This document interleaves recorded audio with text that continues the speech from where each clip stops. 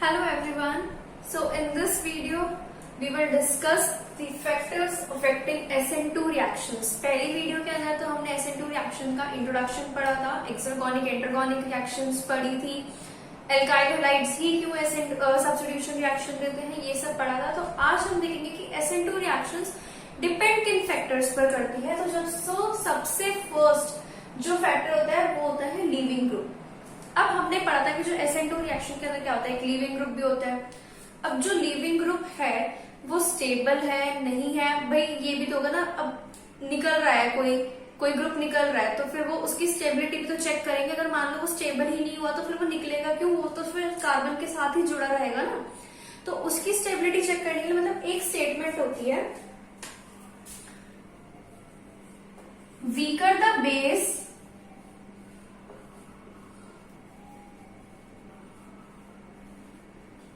more is its stability.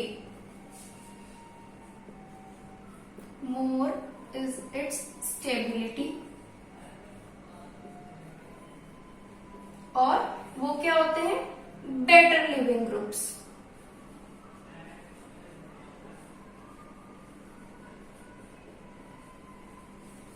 क्या बोला है मैंने, बेटर लिविंग ग्रुप।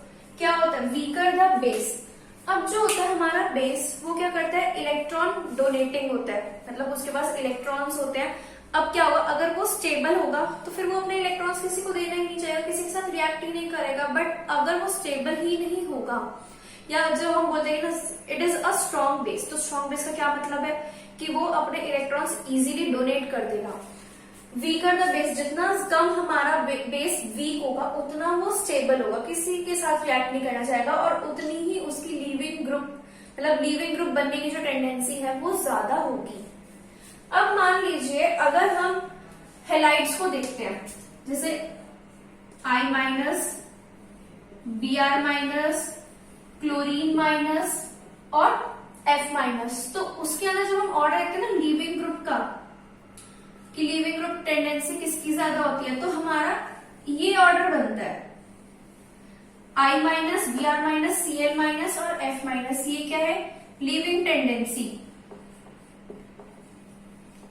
अब मैंने आपको क्या बोला कि जो वीक बेस होगा वो ही अच्छा लीविंग ग्रुप होगा। इसका मतलब जो हमने ऑर्डर लिखा है उसके अकॉर्डिंग तो जो I माइनस है वो हमारा बेटर लिविंग वो हमारा बेटर लिविंग ग्रुप तो है ही, साथ साथ वो हमारा वीक बेस है।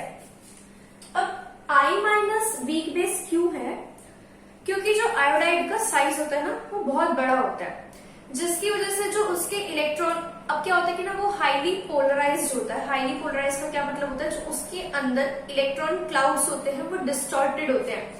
अब मान लीजिए कि ना क्या होगा कि ना जितना बड़ा साइज होगा वो इलेक्ट्रॉन डेंसिटी जो है ना वो अपने अंदर ही रख लेगा, वो बाहर डोनेट नहीं करना चाहेगा। वो क्या होता है कि जो उसकी इलेक्ट्रॉन डेंसिटी होती है वो डिस्पर्स हो जाती है लार्ज साइज की वजह से। तो इसका मतलब कि जो आयोडाइड होता है वो हमारा वीक बेस होता है। और हम ऐसे भी बोल सकते हैं कि इसका जो कॉन्जुगेट एसिड होता है कौन सा होता है, HI, ठीक है, वो हमारा सबसे स्ट्रॉन्गेस्ट एसिड होता है। तो ज्यादा स्ट्रॉन्ग एसिड जो होगा उसका कॉन्जुगेट बेस वीकेस्ट बेस होगा। समझ में आ गई आपको बात। तो ये जो आयोडाइड, अगर हमें कोई रिएक्शन दे रखी है जिसके अंदर I माइनस भी लिविंग ग्रुप है, F माइनस भी लिविंग ग्रुप है, तो जो सबसे ज्यादा जो फेवरेबल रिएक्शन होगी वो जिसके अंदर हमारा आयोडाइड लिविंग ग्रुप है। ओके, तो ये तो हो गया हमारा फर्स्ट पॉइंट जो हमारा लिविंग ग्रुप के ऊपर डिपेंड करता था कि हम इसके अंदर सिर्फ बेसिसिटी चेक करेंगे, जो वीक बेस होगा वो हमारा बेटर लिविंग ग्रुप बन जाएगा। अब जो हमारा सेकेंड पॉइंट आता है, सेकेंड पॉइंट आएगा न्यूक्लियोफाइल। अब क्या है, ये न्यूक्लियोफाइल है तो सेकेंड पॉइंट, बट इसके अंदर काफी सारे पॉइंट्स कनेक्टेड होंगे। जो आपका मेन जो SN2 के जहां पे कंफ्यूजन होती है ना वो ये न्यूक्लियोफाइल के पार्ट में ही होती है। तो चलिए देखते हैं एक बार कि क्या होता है इसके अंदर। मैंने यहाँ पे शॉर्ट में लिख दिया न्यूक्लियोफाइल। न्यूक्लियोफाइल का क्या था, अब मैंने आपको बताया था जो नेगेटिवली चार्ज हो या न्यूट्रल एटम हो कंटेनिंग लोन पेयर, तो वो हमारा न्यूक्लियोफाइल होता है।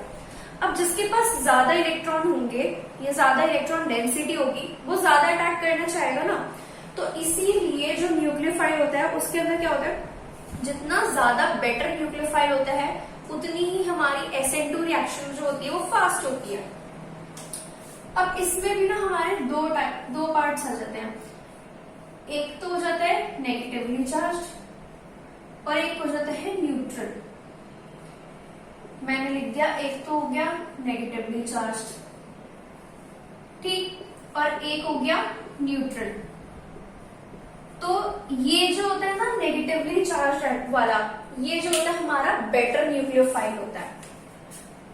किसी भी न्यूक्लियोफाइल के ऊपर अगर आपको एक न्यूक्लियोफाइल दे दे जिसपे सिर्फ लोन पेयर हो, न्यूट्रल हो, या फिर एक न्यूक्लियोफाइल दे दे जिसके ऊपर नेगेटिव चार्ज हो, तो जो नेगेटिव चार्ज वाला होगा वो बेटर न्यूक्लियोफाइल होगा। फॉर एग्जाम्पल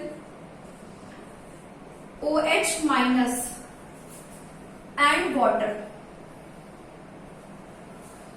अब आप बताइए इसके अंदर कौन सा आएगा? यहाँ पर क्या है, यहाँ भी ऑक्सीजन है, यहाँ भी ऑक्सीजन है, दोनों जगह ऑक्सीजन है। तो अब हम क्या देखते हैं, इनके ऊपर चार्ज, यहाँ पे क्या है नेगेटिव चार्ज है, और यहाँ पे जो ऑक्सीजन है वो न्यूट्रल है। इसके लोन पेयर्स बनाओ, न्यूट्रल है। तो ये जो OH माइनस होता है ना, ये हमारा बेटर न्यूक्लियोफाइल हो जाता है। ठीक है, ये चीज तो समझ में आ गई। अब कौन कौन से टाइप्स के न्यूक्लियोफाइल होते हैं, कौन कौन से एटम्स न्यूक्लियोफाइल बन सकते हैं, एक बार वो देखते हैं। मैं इसको रब कर देती हूँ। अब क्या होता है कि जैसे मैंने तो अभी आपको ये ऑक्सीजन का बताया न्यूक्लियोफाइल, तो ऑक्सी न्यूक्लियोफाइल्स होते हैं, वो भी काफी सारे होते हैं। तो पहले जो हो गए मैंने लिख दिया यहाँ पे ऑक्सी न्यूक्लियोफाइल। ऑक्सी न्यूक्लियोफाइल्स में कौन कौन से आ गए, एक तो OH minus, OET minus, OCH3 minus, एक टर्ट ब्यूटॉक्साइड भी होता है, और एक क्या हो गया एसीटेट। ठीक है, ये तो हो गया एक पार्ट। अगर मान लीजिए जो सल्फर है वो भी हमारा ऑक्सीजन के ग्रुप में ही लाया करता है, तो सल्फर के भी जो न्यूक्लियोफाइल्स होते हैं वो कौन कौन से होते हैं, SH माइनस और फिनाइल S माइनस। अब अगर हम न्यूट्रल ले लें तो इन्हीं के अंदर ही हाइड्रोजन ऐड करके देख लीजिए, ये हमारे न्यूट्रल न्यूक्लियोफाइल्स हो जाएंगे। इथेनॉल, मिथेनॉल, टर्ब्यूटेनॉल और एसिटिक एसिड, ये तो हो गए हमारे ऑक्सी न्यूक्लियोफाइल्स। ठीक है, वही बात करें अगर हम हेलाइड्स की,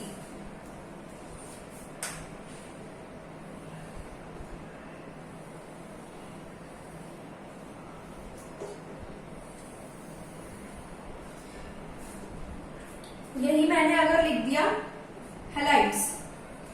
हेलाइड्स में तो अभी आपको पता ही है कि सारे ही न्यूक्लियोफाइल की तरह एक्ट कर सकते हैं। F minus, Cl minus, Br minus and I minus. अब इसके अंदर, हाँ ये तो हुई हमारी हेलाइड्स की हेलाइड्स। अब एक क्या होते हैं हमारे nitrogen nucleophiles. Nitrogen nucleophiles, nitrogen nucleophiles के अंदर हमारे क्या क्या आ सकते हैं, एक तो हमारा हो गया NH3 जो कि हो गया न्यूट्रल, या एक हो गया NH2 माइनस। ठीक है, और एक क्या हो जाएगा हमारा, मान लीजिए कोई भी प्राइमरी अमीन दे दिया, CH3 NH2 हो गया हमारा। ठीक है, या फिर इथाइल अमीन हो गया, CH3 CH2 NH2। तो ये सारे जो होते हैं हमारे नाइट्रोजन के न्यूक्लियोफाइल्स होते हैं। अब ऑक्सीजन हो गया, नाइट्रोजन हो गया, हेलाइड्स हो गए। अब आते हैं कार्बन के न्यूक्लियोफाइल्स। हाँ, कार्बन भी न्यूक्लियोफाइल्स की तरह एक्ट कर सकते हैं अगर वो किसी इलेक्ट्रोपॉजिटिव एटम के साथ अटैच हो। इलेक्ट्रोपॉजिटिव एटम का क्या मतलब है, ग्रिग्नार्ड रिएजेंट पढ़ा है, CH3 Mg Br। यहाँ पे जो कार्बन के ऊपर नेगेटिव चार्ज होता है, Mg के ऊपर +2 चार्ज होता है। तो ये जो कार्बन होता है ना, ये न्यूक्लियोफाइल की तरह एक्ट करता है। ऐसे ही हमारा CH3Li positively charge, CH3 negatively charge, तो यहाँ पर भी न्यूक्लियोफाइल हो गया। तो ये हमारे जो होते हैं ना लिस्ट ऑफ न्यूक्लियोफाइल्स हो गए। ऑक्सी न्यूक्लियोफाइल्स कितने टाइप्स हो गए, ये हैलाइड्स हो गए, ये नाइट्रोजन न्यूक्लियोफाइल्स, ये हो गए कार्बन न्यूक्लियोफाइल्स। अब इसके अंदर देख लीजिए, इसके अंदर ये तो सारे न्यूट्रल हैं, तो न्यूट्रल वाले तो हमेशा मतलब ज्यादा अच्छे न्यूक्लियोफाइल नहीं होते, ये दोनों इनके कंपैरिजन में हमेशा बेटर रहेंगे। इसको रब कर देते हैं।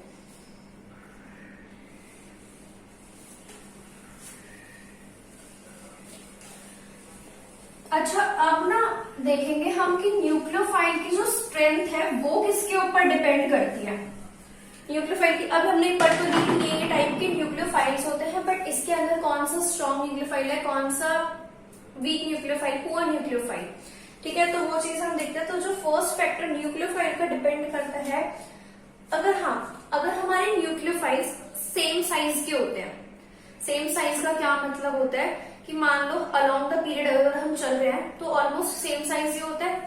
तो पहला हम देखेंगे साइज, ठीक है। तो साइज के अंदर अगर हमारा साइज सेम हो तो हम चेक करेंगे उसकी बेसिसिटी।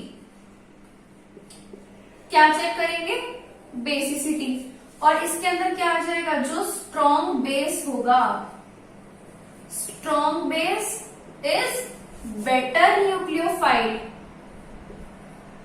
क्या पढ़ा है हमने कि अगर हम सेम साइज के एटम्स लेते हैं, उनकी बेसिसिटी चेक करेंगे, उनमें से जो स्ट्रॉन्ग बेस होगा वही हमारा बेटर न्यूक्लियोफाइल होगा।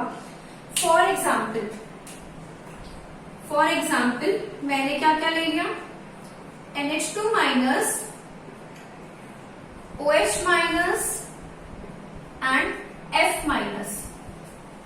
अलोंग द पीरियड चल रहे हैं, ऑलमोस्ट साइज सेम होता है, पर इन तीनों में से बेसिसिटी किसकी ज्यादा होती है, इसकी, नाइट्रोजन की। क्यों, ऑक्सीजन और फ्लोरीन तो हाईली इलेक्ट्रोनेगेटिव एटम्स हो गए। हाईली इलेक्ट्रोनेगेटिव एटम्स हो गए तो वो तो अपनी इलेक्ट्रॉन जो है वो डोनेट ही नहीं करना चाहेंगे ना। जो डोनेट नहीं करना चाहेगा वो अच्छा न्यूक्लियोफाइल कैसे होगा। नाइट्रोजन की बेसिसिटी ज्यादा होगी, तो जो NH2 माइनस है वो बेटर न्यूक्लियोफाइल होगा। समझ में आ गई। ये तो हो गया हमारा सेम साइज का। अब मान लीजिए हमारे पास है डिफरेंट साइज है, तो अब हम क्या, तो इसके अंदर क्या करेंगे, इसमें जो बिगर एटम होता है, बिगर एटम क्या होता है, हाईली पोलराइज्ड होता है।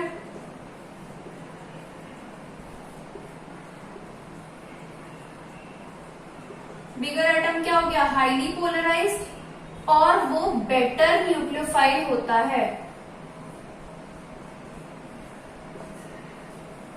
अब ये क्या बोल दिया मैंने, यहाँ पे इसका मतलब मान लीजिए मैंने कोई रिएक्शन ली, उसके अंदर NaOH भी डाला और एक NaSH भी डाला, तो जो हमारी रिएक्शन होगी इसका मतलब NaSH से ज्यादा फास्टर रिएक्शन होगी, है ना। जैसे मतलब मान लीजिए यहाँ पे लिखा RX, उसको 2 से रिएक्ट करवाया, एक तो हो गया NaOH जिसका रेट कांस्टेंट हो गया K1, एक हो गया NaSH जिसका हो गया K2, ठीक है। तो जो K2 होगा ना वो हमारा K1 से ज्यादा होगा। ऐसा क्यों होता है, अब मैंने तो आपको ये बोला था कि जो स्ट्रॉन्ग बेस होगा, जिसकी बेसिसिटी ज्यादा होगी, जिसके ऊपर इलेक्ट्रॉन डेंसिटी ज्यादा होगी, वो इलेक्ट्रॉन मतलब वो न्यूक्लियोफाइल अच्छा होगा। लेकिन जब एटम, जो बिगर एटम है वो हाईली पोलराइज होता है, इलेक्ट्रॉन डेंसिटी डिस्पर्स हो जाती है, तो वो बेटर न्यूक्लियोफाइल कैसे होगा। तो इसके बाद जो मेन, जो जिस फैक्टर पर जो इनकी न्यूक्लियोफिलिसिटी है वो डिपेंड करती है, वो होता है सॉल्वेंट। आप सॉल्वेंट कौन सा ले रहे हो, पोलर सॉल्वेंट ले रहे हो, पोलर ए प्रोटिक सॉल्वेंट, उसके ऊपर डिपेंड करेगा आपकी न्यूक्लियोफिलिसिटी। सो अगर हम देखते हैं न्यूक्लियोफिलिसिटी जो होती है हमारे किस किस फैक्टर पे अब डिपेंड कर, हमने साइज पढ़ लिया, सेम साइज हो गया, डिफरेंट साइज हो गया, बेसिसिटी हमने देख ली थी उनकी। अब हम देखते हैं इनकी सॉल्वेंट क्या हुआ। न्यूक्लियोफिलिसिटी डिपेंड करेगी सॉल्वेंट। अब सॉल्वेंट क्या होते हैं, एक तो पोलर सॉल्वेंट्स होते हैं, मान लीजिए मैंने यहाँ पे लिख लिया पोलर सॉल्वेंट्स, ठीक है। यहाँ पे मैं लिख रही हूँ non polar solvents. Non polar मेरे को इतना ज्यादा चाहिए नहीं, तो मैंने सिर्फ इसका इतना ही ब्लैंक बनाया। नॉन पोलर के अंदर क्या क्या एग्जाम्पल हो गए हमारे, मान लीजिए हमने ले लिया टॉल्यूइन, जिसमें पोलैरिटी ना हो, टॉल्यूइन ले लिया, बेंजीन ले लिया, हेक्सेन ले लिया, एटसेट्रा। ये जितने भी हैं हमारे हो गए नॉन पोलर सॉल्वेंट्स। वही हम अगर पोलर सॉल्वेंट्स की बात करें, इसमें भी हमारी दो कैटेगरीज आ जाती हैं। एक तो हो जाते हैं पोलर प्रोटिक सॉल्वेंट्स। क्या आ गए, पोलर प्रोटिक सॉल्वेंट्स। एक आ जाते हैं पोलर एप्रोटिक सॉल्वेंट्स। अब ये प्रोटिक और एप्रोटिक का क्या मतलब, अच्छा ये तो मैं भूल ही गई। पोलर का मतलब क्या होता है, पोलर का क्या मतलब होता है कि जब एक हमारे मॉलिक्यूल के अंदर पोलैरिटी का डिफरेंस आ जाता है, एक कोई इलेक्ट्रोनेगेटिव एटम होता है, मतलब एक ज्यादा इलेक्ट्रोनेगेटिव एटम हो गया, एक कम इलेक्ट्रोनेगेटिव एटम हो गया, तो उनके बीच में पोलैरिटी का डिफरेंस आ गया ना, तो वो तो सॉल्वेंट्स हो गए हमारे पोलर, जैसे वाटर हो गया, ठीक है। अमोनिया को भी सॉल्वेंट, इथाइलमीन ले लीजिए, ठीक है। तो उसके अंदर क्या हो गया, एन और एच के बीच में पोलैरिटी आ गई, ऐसी है वाटर के अंदर एच और ओ के बीच में आ गई। अब देखते हैं polar protic and polar aprotic. जो प्रोटिक का क्या मतलब होता है कि जिसमें hydrogen atom, the solvents in which hydrogen atom is attached either to oxygen atom or to nitrogen atom, वो हो गया प्रोटिक सॉल्वेंट्स। मतलब वो क्या करते हैं, प्रोटॉन्स देने की टेंडेंसी होती है उनकी, ठीक है, समझ में आ गया। जैसे मान लीजिए मैंने ले लिया वाटर, इसको ऐसे HOH के साथ अटैच्ड हो गया, ठीक है। मान लीजिए कोई अल्कोहल ले लिया, एक मिनट इसको ऐसे लिख लेते हैं, HOR, ठीक है। या फिर मैंने लिख लिया कोई भी RNH2, ये जो है ना ऐसे समझ लीजिए, R वाटर, अल्कोहल या फिर कोई भी अमीन सॉल्वेंट। पोलर एप्रोटिक सॉल्वेंट्स के अंदर जैसे DMSO, डाई मिथाइल सल्फॉक्साइड, ठीक है। एक ले लिया DMF, डाई मिथाइल फॉर्मामाइड,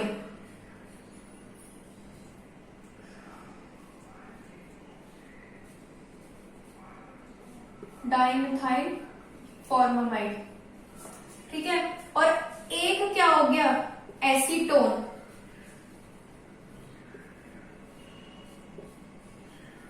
एक क्या हो गया हमारा एसीटोन। अब मैंने ऐसा क्यों बोला, मतलब ये पोलर एप्रोटिक सॉल्वेंट्स कैसे हो गए, तो देखिए DMSO में जब हम देखते हैं तो यहाँ पे जो ऑक्सीजन है उसके साथ भी कोई हाइड्रोजन अटैच नहीं है, मान लो चलो सल्फर नहीं है, सल्फर के साथ भी नहीं है। इसमें क्या होता है, बट एक पोलैरिटी डिफरेंस बन जाता है। एक पोलैरिटी डिफरेंस क्या, सल्फर पर पार्शियल पॉजिटिव चार्ज आ जाता है और ऑक्सीजन पे पार्शियल नेगेटिव चार्ज। सेम यहाँ पर इस पे पार्शियल नेगेटिव, इस पे पार्शियल पॉजिटिव, यहाँ पे पार्शियल नेगेटिव, यहाँ पे पार्शियल पॉजिटिव। अब ये जो दोनों सॉल्वेंट्स हैं ये कैसे न्यूक्लियोफिलिसिटी को इफेक्ट करते हैं, ये बहुत जरूरी है। अब देखते हैं कि इनका क्या इफेक्ट पड़ता है न्यूक्लियोफिलिसिटी पे। अच्छा, अभी हमने मतलब अभी क्या पढ़ा था कि जो फ्लोराइड होता है वो ज्यादा बेसिक होता है, ठीक है, तो वो ज्यादा अच्छा न्यूक्लियोफाइड भी होना चाहिए, होता है। देखते हैं इसका भी केस देखते हैं। अगर हम मान लीजिए हमने फर्स्ट केस ले लिया, केस 1, केस 1 में ले लिया polar aprotic solvents, polar aprotic solvents. मैं अगर यहाँ पर एक फिगर बनाती हूँ जिसके अंदर मैंने कोई न्यूक्लियोफाइल ले लिया, ये ठीक है, और यहाँ पर मैंने ले लिया, चलो डीएमएसओ ले लो या एसीटोन भी ले सकते थे, यहाँ पे भी डीएमएसओ, इसके जो मॉलिक्यूल्स है मान लिए एप्रोटिक सॉल्वेंट के अंदर आ गया ये। अब इसके आसपास तो फिर सॉल्वेंट मॉलिक्यूल्स होंगे ना काफी सारे, तो ये ऐसे इसको घेर के खड़े हो गए सारे के सारे। क्या होगा, अब इसके चार्ज शो करते हैं। यहाँ पे जो negative, partial negative, partial negative, partial negative, partial negative, partial positive, partial positive, positive and positive, कुछ दिख रहा है अब यहाँ पे? ये देखिए यहाँ पे क्या हुआ कि ये जो न्यूक्लियोफाइल है ये भी नेगेटिवली चार्ज था हमारा, और जो हमने ये ऑक्सीजन लिए हैं, क्या लिए हैं, ये जो ऑक्सीजन है ये इनके पास भी क्या है, पार्शियल नेगेटिव चार्ज। अब जो negative negative atoms, negative negative charge पास में आएंगे तो रिपल्शन होगा। क्या होता है, पोलर एप्रोटिक सॉल्वेंट के अंदर जो पार्शियल पॉजिटिव चार्ज होता है, क्या लिखेंगे हम, पार्शियल पॉजिटिव चार्ज क्या होता है, रिमेन्स एम्बेडेड, अंदर की तरफ रहता है, ठीक है, रिमेन्स एम्बेडेड। और जो पार्शियल नेगेटिव चार्ज होता है वो एक्सपोज्ड होता है न्यूक्लियोफाइल की तरफ। तो क्या होता है कि due to negative charge, due to partial negative charge, जो न्यूक्लियोफाइल है, nucleophile experiences more repulsion, experiences more repulsion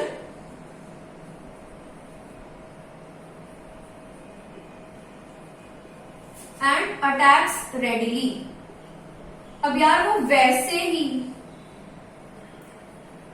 negatively charge था, ठीक है, ये भी नेगेटिवली चार्ज थे, तो वो तो उसको भी धक्का देने में लगा कि अब इनके बीच में टकरार आ गई बहुत ज्यादा, तो क्या करेंगे, इसको बाहर निकालेंगे। तो जैसे ही न्यूक्लियोफाइल इसके एनवायरमेंट में आते हैं, इसको इतना ज्यादा रिपल्शन मिलता है कि वो सीधा एल्काइल हैलाइड पे अटैक मार देता है। तो अब ऐसा देखते हैं कि जिसके पास ज्यादा नेगेटिव चार्ज होगा, ऑलरेडी जिसके पास ज्यादा नेगेटिव चार्ज था उसको और रिपल्शन मिल गया, तो वो और ज्यादा बेसिक हो गया या और ज्यादा अच्छा न्यूक्लियोफाइल हो गया। तो यही हम हैलाइड्स की करें तो जो फ्लोरीन होता है वो ज्यादा बेसिक, ज्यादा अच्छा न्यूक्लियोफाइल होता है, एंड जो आयोडाइड होता है वो लीस्ट, मतलब वो पुअर न्यूक्लियोफाइल होता है। क्यों? क्योंकि जो फ्लोराइड होता है वो मोस्ट बेसिक होता है। सबसे बेसिक कौन है? फ्लोराइड, और इसकी वजह से वो बेटर न्यूक्लियोफाइल बन जाता है इन एप्रोटिक सॉल्वेंट। अगर एक हम जनरल अगर हम एक कंक्लूजन लिखे तो हम ऐसा भी लिख सकते हैं कि मान लीजिए कोई एक एक्स न्यूक्लियोफाइल था, वो एप्रोटिक सॉल्वेंट में ज्यादा बेटर न्यूक्लियोफाइल होगा इन कंपैरिजन जब वो अलोन रहेगा या फिर गैस फेज में रहेगा। समझ में आ गई? कोई भी हैलाइड है वो एप्रोटिक सॉल्वेंट में ज्यादा रिएक्टिव होगा, ज्यादा अच्छा न्यूक्लियोफाइल होगा in comparison to its gas phase. तो ये तो थी हमारी पोलर एप्रोटिक सॉल्वेंट की कहानी। अब हम देखते हैं polar protic solvents.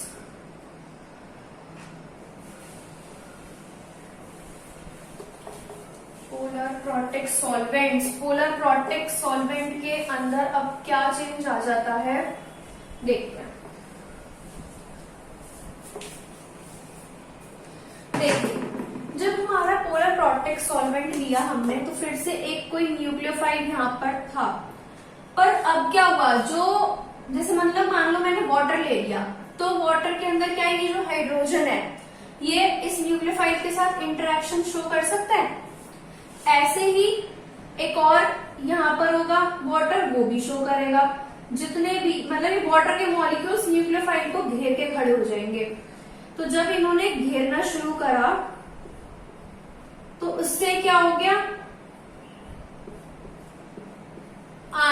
Dipole interaction होने लगी। ये क्या था? आयन।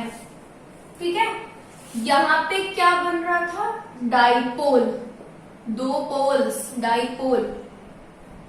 तो आयन डाइपोल इंटरैक्शन की वजह से ये जो न्यूक्लियोफाइल है वो हाईली सॉल्वेटेड हो जाता है।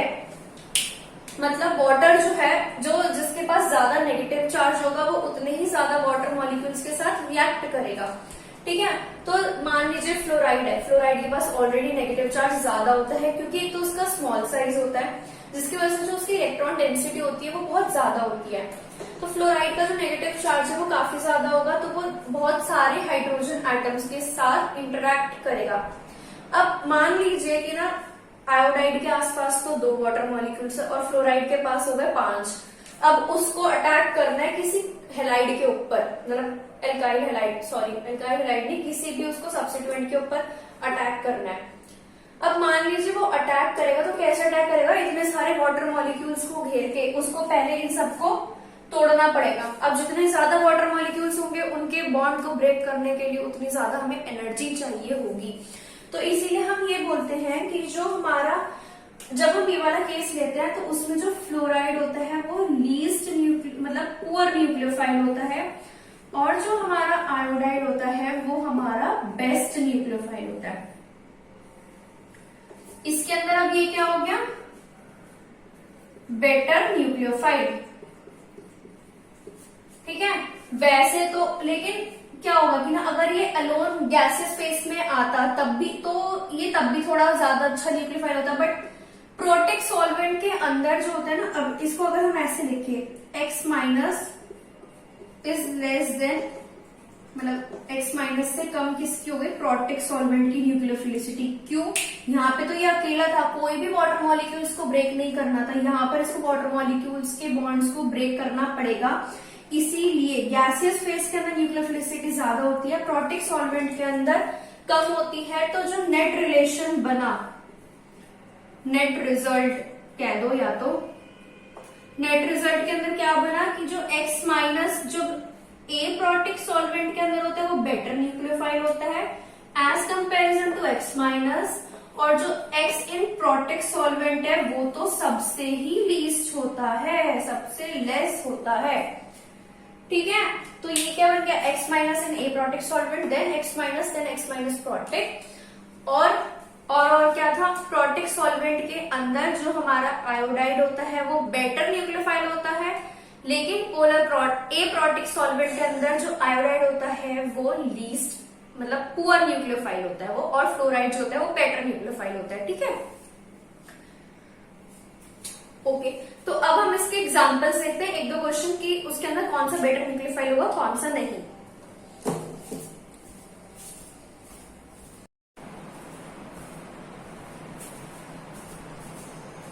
तो देखिए यहाँ पे ये क्वेश्चंस मैंने लिख दिए कि which is a better nucleophile. अब आपको बताना है कि इनमें से कौन सा बेटर न्यूक्लियोफाइल होगा। तो first question is I minus और Br माइनस इन वाटर। तो क्या बोला है कि ना 2 हेलाइड्स हैं, इनके बीच में कंपैरिजन कर रहे हैं, कौन से सॉल्वेंट के अंदर? वाटर के अंदर। अब जो हमारा वाटर होता है वो कैसा सॉल्वेंट है? पोलर प्रोटिक है या पोलर एप्रोटिक है? Water is a polar protic solvent.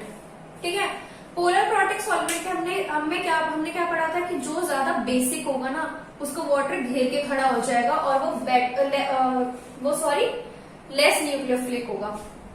तो I माइनस और Br माइनस के अंदर बेटर बेस कौन सा था? Br minus.